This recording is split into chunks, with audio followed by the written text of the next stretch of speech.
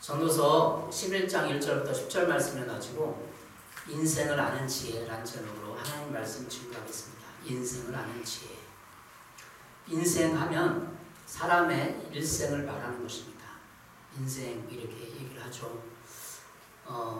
인생에 대해서 드라마나 영화 많은 사람들이 시를 거나 많이 했습니다. 인생의 각 시절마다 아름다운 때가 있고 또 열매를 맺고 열심히 일하고 그런 때들이 있습니다. 우리는 인생을 대할 때 그냥 사람의 일생이 아니라 하나님 앞에 인생을 점검해 봐야 합니다. 인생을 어떻게 알겠습니까? 살아보고 사람들의 얘기를 들어보고 또 지식에 어떻게 얘기하는지를 보고 여러 가지 다각도로 통해서 인생을 알게 되죠. 근데 성경 말씀에 인생을 아는 지혜가 오늘 전도서에 나와 있고 전도서 11장, 12장은 전도서의 마지막 부분, 결론적인 내용을 말하고 있습니다. 인생을 어떻게 알까요? 인생에 대해서 심리학에서 많은 연구를 하고 있는데 발달 심리학, 특별히 정서가 사람이 발달한다. 사람은 그냥 있는 것이 아니라 어렸을 때 어린아기 시절, 청소년기, 청년기, 장년기 나눠서 발달한다는 거죠. 사람의 정서, 사람의 사고방식, 생각, 사회성 모든 게 지적인 게 발달한다는 거죠. 그래서 심리학을 통해서 특별히 발달 심리학을 통해서 사람이 어떻게 성장하고 발달해가는 것을 알 수 있습니다. 발달 심리학의 상식적인 건 누구나 다 가지고 있습니다. 그래서 이 발달 심리학의 지식 그리고 성경이 말하는 어떤 인생에 대한 지식 그리고 우리가 살아본 경험들 통해서 인생을 이해하고 깨달을 수 있습니다. 전도서를 다 읽지 못하지만 11장만 보지만 전도서 1장 2절에 기록을 하고 있습니다. 전도자가 이르되 헛되고 뜨며 헛되고 뜨니 모든 것이 헛되도다. 전도서 1장 2장 초반부에는 인생에 대해서 헛되다 막 기술하고 있습니다. 여러분 인생 살아보니까 헛됩니까? 40, 50, 60 되면 헛되다는 걸 알 수 있죠. 그렇게 내가 거기에 집착했었구나. 돈에 집착했었구나. 아파트 한 다두 채 다 있지만 아파트 5채, 10채 큰 빌딩 있는 사람들을 한번 인터뷰해 보십시오. 만족한가? 만족함이 없어요. 성경에 나와 있는 진리잖아요. 알고 있으면서 우리는 그렇게 하는 거죠. 다 인생이 헛되다는 것을 나이가 들면서 더욱 깨닫습니다. 전도서 1장 14절 내가 헤아라서 행하는 모든 일을 보아노라. 보라 모두 헛되어 바람을 잡으려는 것이로다. 인생의 돈과 명예, 권력을 다 잡아보려고 했지만 결국에는 바람을 잡는 것처럼 바람 잡을 수 있는 안 잡히는 거죠. 그게 우리가 이 성경을 보면서 성경을 안 본 사람도 나이 60대면 바람을 잡으려는 노력이었구나 깨닫게 되는 거죠. 신문지상에 며칠 전에 보니까 50대 미국의 재벌 그 억만장자도 자살을 했더라고요. 근데 유명한 영화 사업가였고 자기 아내도 그 헐리우드 영화 배우였고 수많은 그 재산을 가지고서도 자살했다. 왜 그럴까요? 허무하기 때문에 인생이 허무하니까 외로움을 코로나를 통해서 외롭다 보니까 떨어진 자살한 거죠. 이렇게 허무와 헛되다는 것을 누구나 다 알고 있음에도 계속 그 길을 가고 있어요. 전도서 3장 11절입니다. 하나님이 모든 것을 지으시되 때를 따라 아름답게 하셨고 또 사람들에게는 영혼을 사모하는 마음을 주셨느니라.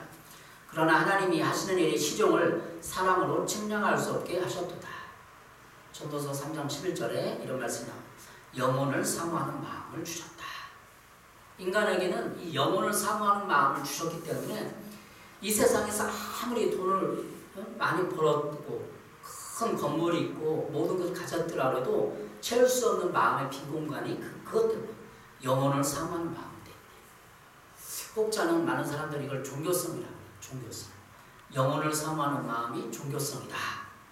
우린 영원성이라고 그러죠. 하나님 안에서 우린 영원한 가치 이것으로 지구상의 모든 것으로 황금과 물질로 만족시킬 수 없는 인간의 마음이 있다. 2% 부족하다. 그것이 종교성이라는 거죠. 그래서 사람들은 종교를 만들고 신을 만들고 생각하고 그렇죠. 제가 분당 서울대병원에 원복 활동을 한 3년 가까이 했습니다. 근데 기독교 원목실 있어요. 지하에 분당 서울대 보면 기독교 원목실이 있고 그 옆에 천주교 원목실이 있어요.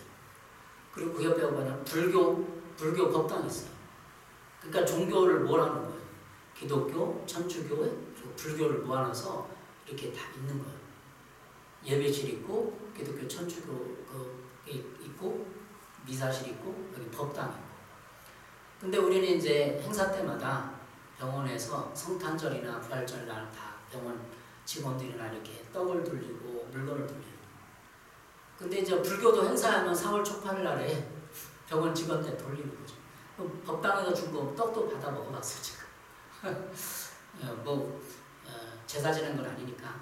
어쨌든 그러면서 저는 기독교 원목 실장이 있었기 때문에 그 스님과 천주교 신부님과 교제는 못 해봤지만 우리 원목 실장님께서 교주를 많이 했어요. 여자 스님도 있었고 또 있었고. 그래서 하루는 목사님 그러시다 원목 실장님이 저한테 딱 식사하면서 불교 스님이 와갖고 자꾸 기도하던데 신자들이 병원에 온 사람이 기도해달라고 할 거 아니에요. 근데 스님이 기도해 주겠어요. 불공을 들여주는 거죠. 근데 스님이 하는 얘기가 그 여자 스님이 목사님한테 들은 얘기를 제가 전해주는 거예요. 자꾸 나한테 기도해달라고 그러는데 나도 내 문제를 해결하지 못하는데 내가 어떻게 저 사람을 위해서 기도해 줄 수 있냐 그런 말을 했다는 거예요. 그러니까 불교는 어떻게 말하면 철학이야, 철학. 돌을 닦는 득도하는 거.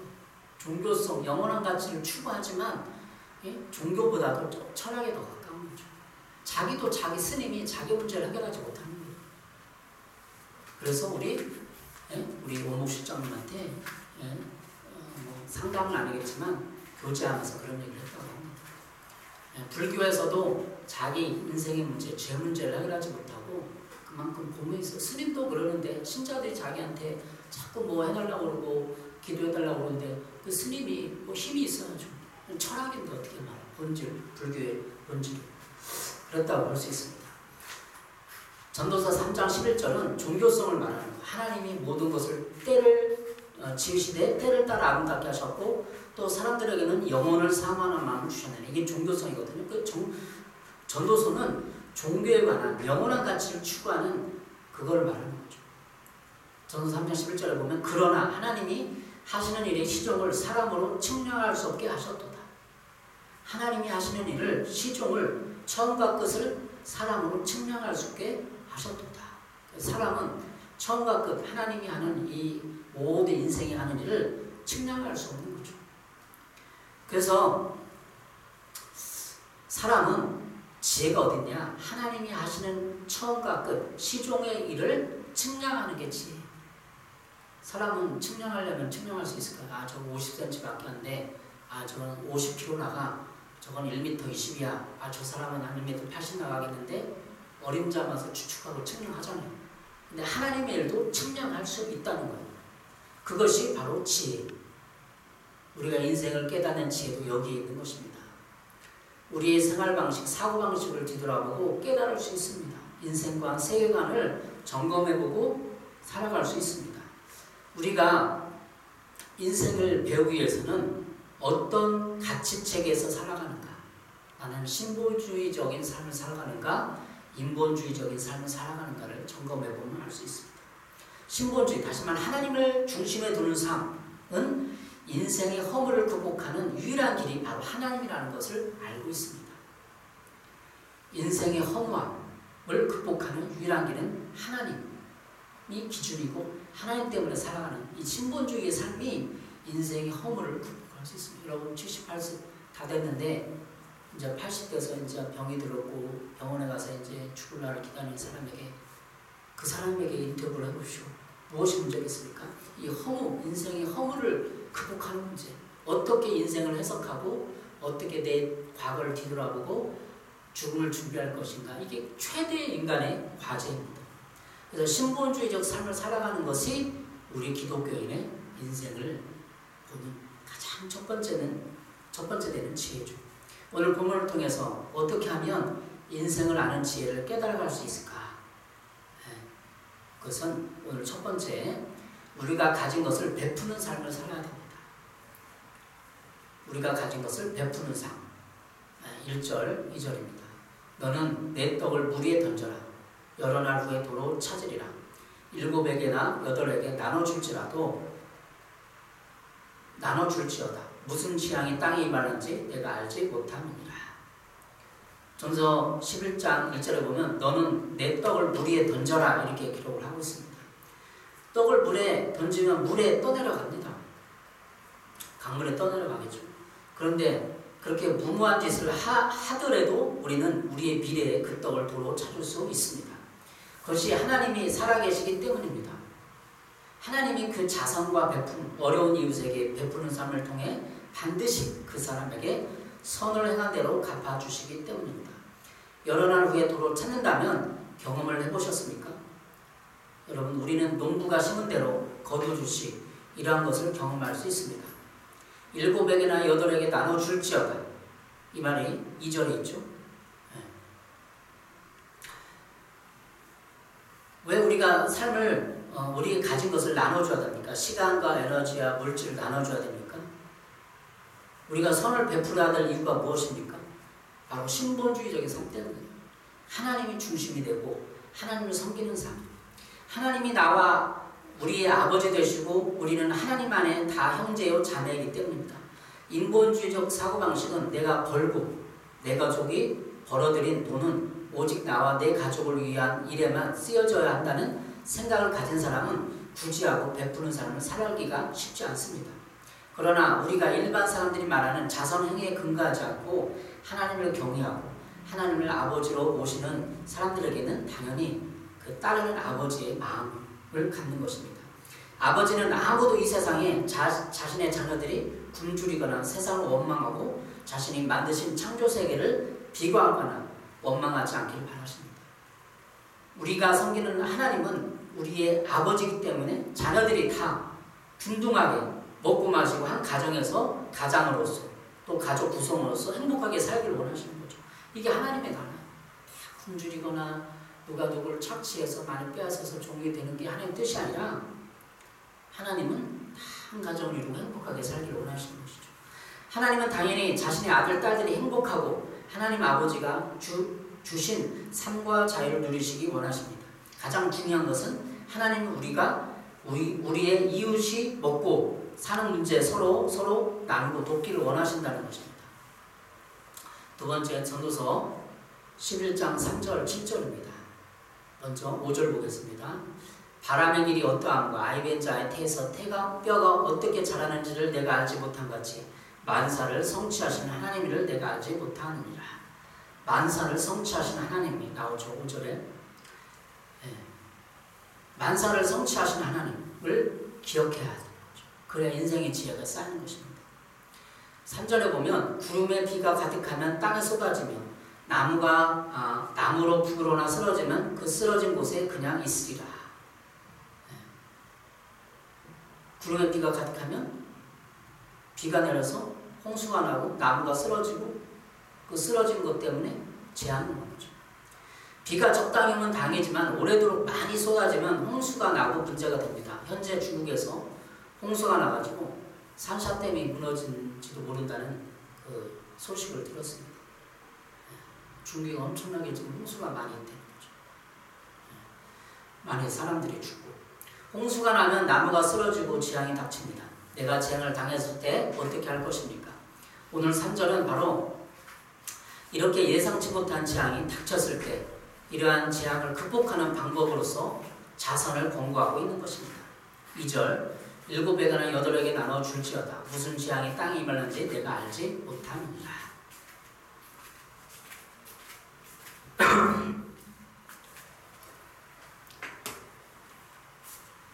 2절에 있는 것처럼 7이나 8에게 나눠줘야 돼요. 모든 사람들에게 나눠주라는 거예요. 필요한 사람들에게. 그 나눠주는 거랑 지향이랑 무슨 상관이 있는데요? 내가 나눠줘야만 지향을 면할 수 있다는 거예요. 논리는.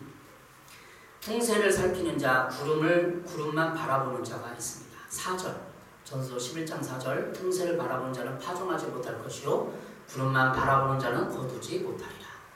이 자선을 과감하게 하지 못하는 사람 있잖아요. 왜? 바람이 지금 어떻게 드는가, 풍세라는 게 바람 형태 아니에요. 너무 바람이 세게 부니까 내가 그 사람 못 가서 못 도와주는 거죠. 그거만 살피는 거예요. 바람의 형편, 환경. 자신의 경제적 형편을 지나치게 걱정하여 주저하는 생활을 하고 있는 사람을 말하는 거죠. 파종하는 것은 뜻하지 않은 재난에 대비하는 자선 행위를 말하고, 거두는 것은 재난을 당했을 때 자신이 베풀었던 자신의 대가로 이웃으로부터 선한 도움을 받는 것을 가리킵니다. 그러니까 이 말씀은 내가 막 내 경제적인 상황, 내 환경을 살피다 보니까 자선하지 못하고 베풀지 못하는 거죠. 이러한 가르침은 현대 우리가 드는 보험의 대가처럼 생각됩니다. 물론 우리가 드는 종합보험이라든지 암보험, 자동차 보험 있지 않습니까? 이런 보험도 매달 일정 금액을 저축해서 이급시에 사고 났을 때 사용하는 것이 맞습니다. 근데 이 본문은 지금 보험을 얘기하는 게 아니에요. 이러한 그 정신을 보험에 적용한 것도 맞는 것입니다. 보험은 우리가 유사시에 10년, 20년 들어놓고 재난 당했을 때 타서 쓰려고 하는 거죠. 그러나 이러한 재앙 앞에 우리는 보험금 이상의 것이 필요합니다. 그것은 바로 하나님과 이웃을 통하여서 도움과 위로가 필요한 것입니다. 우리의 영혼은 돈 이상의 것이 필요합니다. 보상금 이외에 하나님의 도움과 이웃의 사랑과 위로는 우리가 한 사람으로서 살아가고 있는 힘이고 영혼의 가치 바로 그것입니다. 재앙을 맞아 우리는 돈이면 다야. 사고 났으니까 홍수에 집이 떠밀렸으니까 1억, 강원도에 산불 났으니까 2억 이러면 끝나는 겁니까? 인생 문제가 그냥 2억, 1억 받고 끝나는 문제냐고요. 우리 영혼의 깊은 곳에서 흘러나오는 절망감과 낙심을 극복하는 힘이 필요한 것이죠. 그것이 오늘 만사를 성취하신 하나님의 위로예요. 풍세, 구름만 바라보고 남에게 베풀지 못한 사람은 재앙당할 때 재앙이 한꺼번에 와서 그 재앙의 위에 절망감과 낙심을 이기지 못하고 자살하고 마는 거예요. 세월호 때 얼마나 많은 사람들이 힘들었습니까? 세월호 때 많은 교회가 거기에 가갖고 함께 예배 드리면서 그들을 위로했어요. 그런데도 그 사람들이 그 고난과 낙심을 이기지 못하고 자살한 사람 꽤 나왔어요. 그 부모들이 아예 잃어버린 그 절망감과 그 사람에게 2억을 준들 자기 아들, 딸 그 위로를 받겠냐고. 어떤 사람은 진짜 악해요. 그런 걸 막 공격하고 보험금 받으려고 저러고 난리친다고. 그 인간의 그게 1억, 2억이면 다 되나? 아들, 딸이 생명이 다 죽었는데. 그렇게 인간의 가치를 돈으로 매길 수 없는 게 있는 거죠. 5절에 보면 바람의 길이 어떠한가 아이벤 자한테서 뼈가 어떻게 자라는지를 내가 알지 못함 같이 만사를 성취하신 하나님의 일을 내가 알지 못하노라. 우리 인간이 많은 과학적 업적을 이루었다 해도 우리는 아직도 하나님이 하시는 일을 다 알 수 없습니다. 바람을 느낄 수 있지만 바람이 가는 길을 알 수 없습니다. 과학의 초음파를 통해서 엄마 태에서 생성되는 아이를 볼 수 있지만 생명의 탄생과 성장에서 숨겨진 비밀에는 아직까지도 신비로 남아있습니다. 이렇게 하나님은 우리의 모든 부분에 있어서 근원자 되시고 만사를 성취하시는 하나님을 다 이해할 수 없습니다. 만물의 창조자 되시는 하나님을 우리는 다 알지 못합니다. 이런 하나님을 우리가 알아가는 것이 곧 인생을 알아가는 것입니다. 하나님을 알아가는 것이 인생을 알아가는 거예요. 인생을 아는 지혜는 이런 만사를 이해하는 것입니다. 아니, 세월호가 왜 났어요? 그 사람들 왜 죽었어? 젊은 나이에 왜 죽어야 됐냐고. 이런 철학적인 종교적인 질문 아니에요? 이런 질문 안 해보나요 우리? 그러니 겪으면서. 그런데 그 인생의 모든 망가지를 계획하시고 섭리하시는 분이 바로 하나님이십니다. 우리는 인연이라는 표현을 씁니다. 인연, 사람 만나면 인연이 좋았고 좀 있다. 그러나 그 인연 위에서 그 인연을 섭리하시고 다스리시는 분이 하나님이십니다. 그 하나님을 알 때 인생을 아는 지혜가 생기게 되는 것입니다. 시편 34편 8절 너는 여호와의 선하심을 맛보알지어다. 그에게 피하는 자는 복이 있도다. 여호와의 선하심, 여호와가 착하다는 거예요. 착한데 왜 세월호가 일어나고 전쟁이 일어나고 기근이 일어나고 지금 아프리카에서 굶어 죽는 사람들이 있냐는 거죠. 하나님이 선한데 그걸 철학적으로 종교적으로 영원성에 두고 하나님의 진리의 말씀에서 찾고 묻고 답을 해결하시기 바랍니다. 그 답이 성경 말씀에 있는 거죠. 내 인생을 가지고 하나님의 선하심을 경험할 수 있습니다. 원망과 불평 가지고는 알 수 없습니다. 오직 내 인생을 뒤돌아보고 감사, 수용을 가지고 하나님의 선하심을 맛볼 수 있습니다. 우리가 살아가는 것이 기적입니다. 여러분 뭐 기적이냐고 그러지만 여러분 차 탈 때 여러분의 지금 공기 이 모든 것이 다 하나님 혜택이고 은혜예요. 우리 인생이 하나님 없이는 아무것도 된 것이 없습니다. 철학적으로 생각해 본다면 우리는 궁극적으로 하나님의 돌보심과 보호를 받고 있는 것입니다. 제가 예전에 청년기 때 이 말씀을 묵상하고 신학생 때 깊은 묵상하면서 감명을 받았어요. 나누겠습니다.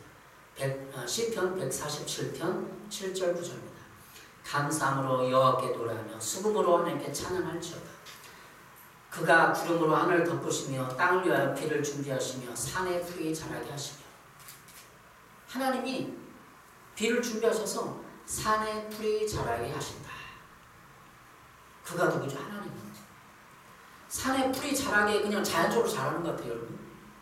산에 그냥 나무가 우거지면 그냥 10% 자라는 것 같아요. 하나님이 섭리하시고 창조하시고 설계하시고 계획하셔서 산에 풀이 자라는 거예요. 비를 주셔가지고. 시편 147편 9절 들짐승과 오는 까마귀 새끼에게 먹을 것을 주시는다. 그래서 그때 제가 신학생 때 용돈이 없고 생활비가 없어서 근심하고 있는데 성경 말씀 쫙 펴고 묵상하는데 이 말씀 딱 시편 137편에 있는 거예요. 산에 풀이 자라게 한다. 요즘 마음에 산에도 하나님이 비를 내셔서 하나님이 산에 풀이 자라게 한다. 여러분 이 머리카락 여러분 그냥 우연히 그냥 자라는 것 같아요. 유전공학에 의해서 여러분이 다 하나님의 DNA, 인간의 DNA를 통해서 머리카락이 자라는 거예요. 들짐승과 오는 까마귀 새끼에 먹을 것을 주는 거예요. 근데 왜 나는 먹을 게 없느냐? 그래서 이걸 용기를 얻었어. 하나님, 오늘 까마귀 새끼에 먹을 걸 주는데 다음 달 용돈이 없습니다. 주세요. 그래서 용돈이 생기더라고요. 누가 공급해요. 찾고 제가 성결교회 전도사 시추를 받아놨어요. 아이디어 떠올랐어요. 이 말씀 묵상하는데 성결교회 그거 가갖고 전도사 시추할 때 그 들어놓은 그거를 탁 찾아서 50만 원을 찾아서 용돈을 썼어요. 하나님 우리 그냥 공중에 돈을 딱 떨어주는 게 아니에요. 이 말씀 묵상하고 하나님 어떻게 하면 될까요? 그런 마음에 탁 떠오르는 게 그때 그게 있었지. 그걸 찾았으면 되겠다. 이렇게 까마귀 새끼에 먹을 걸 주시는 것입니다. 오늘 여러분 이 전도서의 말씀 만사를 성취하시는 하나님 모든 만 가지 일을 다 하나님이 성취하고 계획하고 그때 딱 하는 거예요. 제가 지금 차를 타고 다니는데 지금 이 아반떼를 타고 다니는데 그 전 단계 예전에는 저걸 타고 다녔어요. 뭐였죠? 자, 마티즈를 타고 다녔는데 마티즈를 폐차할 때가 딱 됐어요. 엔진이 망가져갖고 폐차시켰는데 근데 폐차하려면 폐차할 돈이 없는 거예요. 어떻게 하면 되지? 일주일 동안 묵상을 했어요. 이거 이미 폐차 결정을 해놨는데 돈 어떻게 생겨야 되나? 주님 어떻게 해야 되나? 이렇게 기도하고 있었는데 어느 전사님이 딱 전화가 온 거예요. 조 전사님이. 그러면서 하는 얘기가 그때 내가 신학생 때 목사님에게 돈을 빌리지 않았느냐. 그걸 갚겠다. 우리 아들이 좋은 직장 들어가서 이제 생활이 좀 폈다. 30만 원 보내줄게. 30만 원 빌렸지. 딱 그러는 거예요. 그래서 폐차 돈이 차를 마티즈 폐차시킨 돈이 준비됐어요. 32만 원이고 35만 원이었거든요. 폐차를 시킬 수 있었어요. 이렇게 하나님은 내 인생에서 내가 어떤 위기 순간마다 절기 순간마다 딱딱 아이를 통해서 사람을 통해서 물질을 통해서 공급하고 다 이걸 경험하게 되는 거예요. 너희는 여호와의 선하심을 맛보알지어다. 하나님은 착한 분이에요. 아들을 김종만 사람을 굶어 죽이도록 놔두지 않아요. 선하심을 맛보알지어다. 맛보시기 바랍니다. 신앙생활 할 때 여러분에게 맡기고 가면 내 주위에 있는 사람 모든 걸 통해서 제가 그 전사님에게 예전에 신학생 때 어려운데 교육전사 사람이 받아갖고 빌려줬기 때문에 또 받는 거 아니에요. 오늘 성경 말씀 내 떡을 물에 던져라. 던지면 받는 겁니다. 10년, 20년 후에 하나님의 심판대 앞에 가서 자라다 축성된 종과 면류관을 세워주고 위로해주고 내 환경마다 하나님이 갚아주시는 것입니다. 세 번째, 오늘 본문 인생을 아는 지의 세 번째는 근심과 악을 제거하라는 것입니다. 8절부터 10절입니다. 전도서 11장 8절부터 10절입니다. 사람이 여해를 살면 항상 즐거워할지어다. 그러나 깜깜한 날들이 많으리니 그 날들을 생각할지로다. 다가올 일은 다 헛되도다. 청년이여 내 어린 때를 즐거워하며 내 청년의 날들을 마음에 기뻐하여 마음에 원하는 일들과 내 눈이 보는 대로 행하라. 그러나 하나님이 이 모든 일로 말미암아 너를 심판하실 줄 알라. 10절 그런즉 근심이 내 마음에서 떠나게 하며 악이 내 몸에서 물러가게 하라. 우리가 살아갈 때 우리의 삶의 문제들 앞에서 근심하게 됩니다. 문제 없는 사람이 없죠. 삶의 문제를 내게 해결하려고 하다 보면 많은 스트레스를 받게 됩니다. 우리 그리스도인은 많은 사람의 문제들을 가지고 내가 최선을 다하되 그것을 하나님께 맡길 수 있습니다. 당연히 하나님은 우리의 아버지 되시기에 우리가 해결자 되시고 그 해답을 가지고 계십니다. 우리는 든든한 배경이 있습니다. 그것은 신앙심에서 나오는 하나님이 우리의 보호자 되신다는 것입니다. 그래서 8절에 항상 즐거워야 할 이유가 있는 것입니다. 8절에 항상 즐거워할지로다 그랬거든요. 지혜는 여유와 평안 가운데 임합니다. 인생을 아는 지혜는 하나님의 말씀을 묵상하고 나의 인생을 하나님의 관점으로 해석했을 때 생기는 것입니다. 하나님이 우리의 보호자 되시고 공급자 되시는데 우리는 그 시간과 에너지를 쾌락과 오락과 돈과 유흥에 낭비해버립니다. 그래서 우리는 이것을 책임지고 살아가야 합니다. 9절에 말합니다. 청년이여 내 어린 때를 즐거워하며 내 청년의 날들을 마음에 기뻐하여 마음에 원하는 일과 내 눈이 보는 대로 행하라. 그러나 하나님이 이 모든 일로 말미암아 너를 심판하실 줄 알라. 하나님은 무조건적으로 우리를 사랑해 주시지만 우리에게는 인생의 책임을 물으시는 분이십니다. 그것은 하나님이 이 모든 일로 심판하실 줄 알아야 한다는 것입니다. 인생을 해석하고 많이 인생을 통달한다 할지라도 하나님이 기준을 가지고 심판하고 공과사를 결정하고 우리의 영혼을 재판할 권한이 있다는 것을 아는 것이 참다운 인생을 아는 것입니다. 10절 그런즉 근심이 내 마음에서 떠나게 하며 악이 내 몸에서 물러가게 하라. 근심을 마음에서 떠나고 악을 내 몸에서 물러가게 하라. 우리 인생은 많은 문제들 앞에서 근심과 악을 가지고 있습니다. 많은 문제는 해결해야 하는데 시간과 돈이 부족하고 지혜와 능력이 부족합니다. 하나님의 뜻대로 살지 않으면 우리는 많은 근심으로써 우리 자신을 해롭게 하고 남을 해롭게 합니다. 근심은 나를 해롭게 하여 건강을 해치고 근심하면 잠도 잘 안 오잖아요. 잠도 안 오는 동안 설령 3시에 자고 4시에 자고 오면 그 다음날 피곤하고 내 건강을 해치는 거죠. 악은 다른 사람을 해치게 합니다. 10절에 근심은 내 몸에서 떠나게 하라고 하고 악을 내 영혼에서 물러가게 하라고 하고 있습니다. 이게 지혜죠. 이 세상에 어떤 사람도 근심과 악이 있습니다. 단지 그것을 적게 내고 많이 내느냐 차이뿐입니다. 이제 우리는 이러한 근심과 악을 하나님께 고백하고 나를 드려야 합니다. 이러한 고백은 사도 바울의 갈라디아에서 말하고 있습니다. 갈라디아서 2장 20절 내가 그리스도와 함께 십자가에 못 박혔나니 그런즉 이제는 내가 사는 것이 아니요 오직 내 안에 그리스도께서 사시는 것이라. 이제 내가 육체 가운데 사는 것을 나를 사랑하사 나를 위하여 자기 자신을 버리신 하나님의 아들을 믿는 믿음 안에서 사는 것이라. 우리는 항상 어떻게 보면 인생을 살다 보면 근심하게 돼 있어요. 문제들 앞에. 그랬을 때 내가 십자가에 못 박혀서 이제는 내가 사는 것이 아니라 내 안에 산다는 그리스도께서 사는 것을 인정하는 것입니다. 그래서 자기 자신을 버리신 하나님의 아들을 믿는 믿음 안에서 사는 것을 결단하면 내 마음의 근심과 악이 조절합니다. 우리는 인생을 살아가면서 마음이 원하는 길 오늘 8절에 있죠. 항상 즐겁게 살아가십시오. 이것이 핵심이에요. 우리가 인생을 살아가면서 문제가 있고 어떤 사람에게 억울함을 당하고 모함을 당하고 중상모략을 당하고 피해를 입으면 어떻게 되나요? 이 마음에서 근심이 오고 또 잠이 안 오고 어떻게 되죠? 나중에는 그 사람을 원망하게 되고 복수심을 갖게 되고 그래 복수심을 품게 되고 미움과 증오와 복수심을 품어서 내가 그 사람에게 어떻게 계획을 실천해서 원수를 갚아야겠다 그런 생각을 하게 되는 거죠. 그걸 조절을 못합니다. 그러면 사람들은 근심으로서 자기를 잠을 못 자게 하고 내 몸을 허럽게 하고 또 복수심으로 칼을 갈면서 남을 해치게 되는 거죠.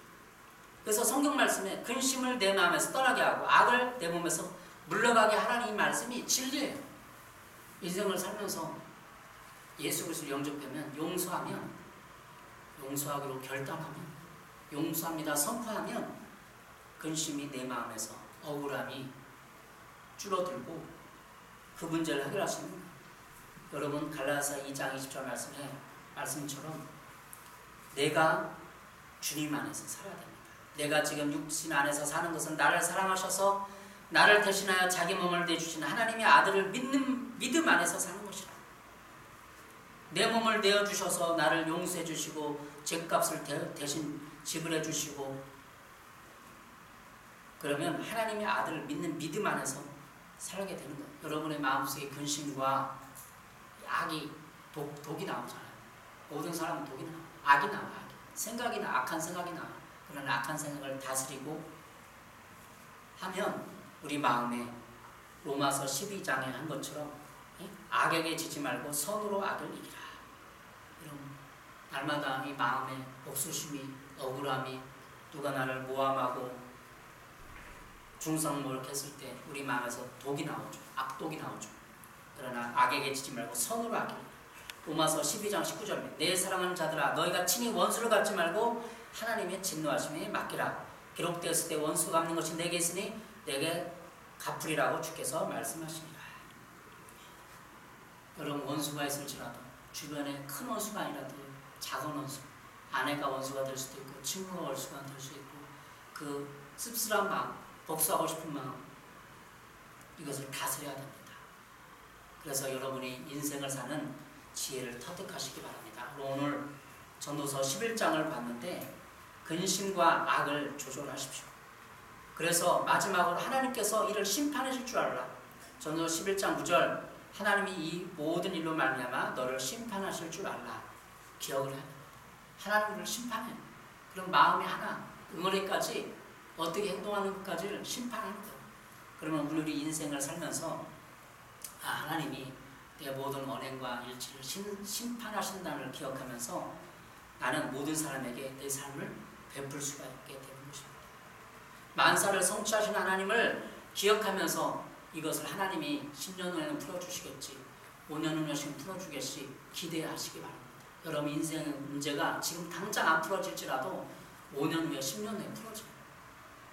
저도 예를 들었지만 차를 폐차시켜 했을 때 5년, 10년 만에 거둔 거예요.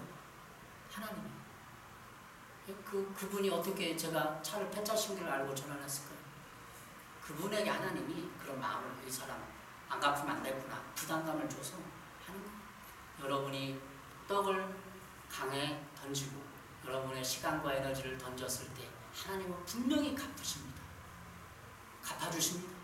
이웃에게 자선행위를 할 때, 이웃에게 시간을 냈을 때, 또 교회 와서 봉사하고 예배 드렸을 때 하나님의 여러분 인생에 복되게 하시고 하나님을 경외하는 것으로 갚아주십니다. 이것이 인생을 아는 지혜. 여러분 투자하십시오. 이웃에게 또 하나님에게 여러분의 시간과 여기를 통해서 투자하시고 봉사하십시오. 하나님을 위해 쓰십시오. 이웃을 위해 쓰십시오. 여러분이 재앙을 만났을 때 하나님이 어느 순간 그 재앙을 덮을 수 있는 은혜와 시간과 위로를 여러분에게 함께 해주실 것입니다. 기도하시겠습니다. 사랑해 주님 감사합니다. 이렇게 하나님을 예비할 때 아버지 하나님 우리 인생에서 재앙이 맞닥뜨렸을 때 우리가 심어놓은 하나님을 향한 은혜를 통해서 산을 향한 은혜를 통해서 거두고 아버지 열매 맺게 하심을 감사합니다. 이 시간에 하나님 우리 마음속에 있는 근심과 악을 제거해 주시고 선택의 순간에서 선을 선택하고 악을 버리게 하여 주시옵소서. 예수님의 이름으로 기도했습니다. 아멘.